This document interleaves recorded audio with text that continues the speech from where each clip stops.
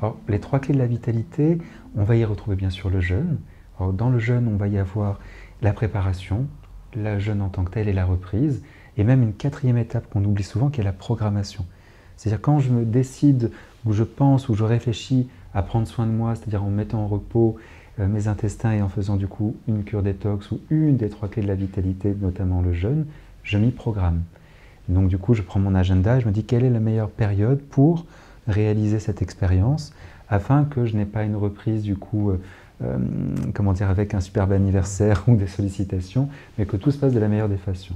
Ensuite, je m'y prépare, donc on trouve pas à pas comment s'y préparer dans le livre, et on a également comment on le suit, qu'est-ce qui se passe au jour le jour dans le jeûne, qu'est-ce qui se passe dans mon organisme, comment le foie travaille, où est-ce que je prends mes sucres, ce qui est très rassurant quand on comprend que le corps a cette intelligence, en fait, que le corps de lui-même sait comment faire. Car finalement, quand on jeûne, c'est ça.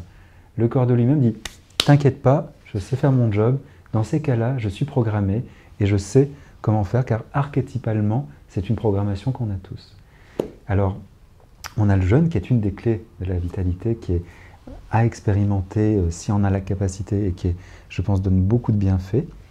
On a ensuite la détox, la monodiète. Donc la monodiète, c'est vraiment l'accès à tous ces styles de monodiète, qui soient au jus frais, aux pommes, aux raisins, aux melons, aux carottes. Il peut y avoir multiples variations dans les monodiètes. On évitera la monodiète de chocolat et de vin rouge. Mais en tout cas, dans les monodiètes sensées de fruits et de légumes de saison, c'est très facile à mettre en place, ne serait-ce sur un jour. Alors la petite astuce, si on devait le faire, on commence un soir et on reprend le lendemain soir. Et d'une façon évidente, on pourrait se dire, le plus facile, c'est le dimanche soir. Pourquoi le dimanche? La plupart des personnes déjeunent brunch un peu plus tard, le repas de midi est un peu plus tard également. Et si on s'écoute réellement, parce que là, il y a vraiment aussi juste s'écouter, le dimanche soir, on a rarement faim. On se dirait bien, tiens, une petite soupe, un petit bouillon, des pommes, c'est facile. Donc déjà, si on est sur cette idée-là, eh bien on la prolonge le lundi matin, le lundi midi, et c'est rassurant de savoir que le lundi soir, on a un repas qui nous attend. On n'est pas dans un effort insurmontable, donc c'est facile à réaliser.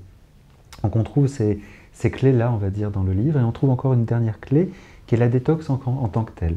Car la détox en tant que telle peut se faire sur une semaine, sur 15 jours, où on peut se dire, tiens, pendant une semaine, je pourrais adopter un régime végétarien, voire même végétalien, avec des astuces pour pouvoir bien le réaliser, et se dire, tiens, une semaine de légumes et de fruits, ça ne me fera peut-être pas de mal. Et l'expérimenter, c'est peut-être l'adopter, et se rendre compte que finalement, c'est beaucoup plus simple qu'on imaginait que cela pourrait être, et qu'en même temps, on a beaucoup de bienfaits, de la vitalité, on dort mieux, les idées un peu plus claires, et l'envie qui revient. Car finalement, dès qu'on met notre corps au repos, on a cette énergie en plus qui revient, qui est moins accaparée finalement à toujours digérer, et cette énergie est souvent porteuse d'un regain de vitalité, d'avoir l'envie de prendre soin de soi, l'envie de se remettre un peu au sport, l'envie, c'est tout un cercle vertueux en fait dont on parle. C'est sortir du cercle vicieux où on ne prend pas soin de soi, où on est un peu la tête sous l'eau, sous le stress, sous les difficultés, et reprendre un peu ce cercle vertueux de tiens, le matin, peut-être que je vais prendre 5 à 10 minutes pour respirer, méditer, prendre le temps. Peut-être que je vais prendre aussi le temps dans la journée d'aller marcher, prendre le temps de se réfléchir à qu'est-ce que je vais manger. Et du coup, toutes ces clés sont abordées au sein de ce livre en se posant la question finalement et en trouvant peut-être chacun ses solutions concrètes. C'est vrai que des injonctions supplémentaires sur tout ce qu'il faut faire pour aller bien, évidemment, sont pesantes, même si elles sont légitimes. Une façon aussi simple de s'approcher de tous ces conseils que tu donnes, c'est finalement de proposer aux gens d'essayer. Souvent, il y a des choses auxquelles nous renonçons trop tôt parce qu'elles nous semblent trop difficiles, effectivement. Et d'essayer une journée de monodiète, ça c'est vraiment quelque chose qui est tout à fait à la portée de la plupart des personnes. Juste essayer pour voir ce que ça donne, si c'est difficile, si c'est facile, quelles sont les conséquences. C'est important que nous ayons cet esprit d'expérimentation. Au fond, on me dit que c'est bien, je vais voir ce que ça donne déjà sur 24 heures.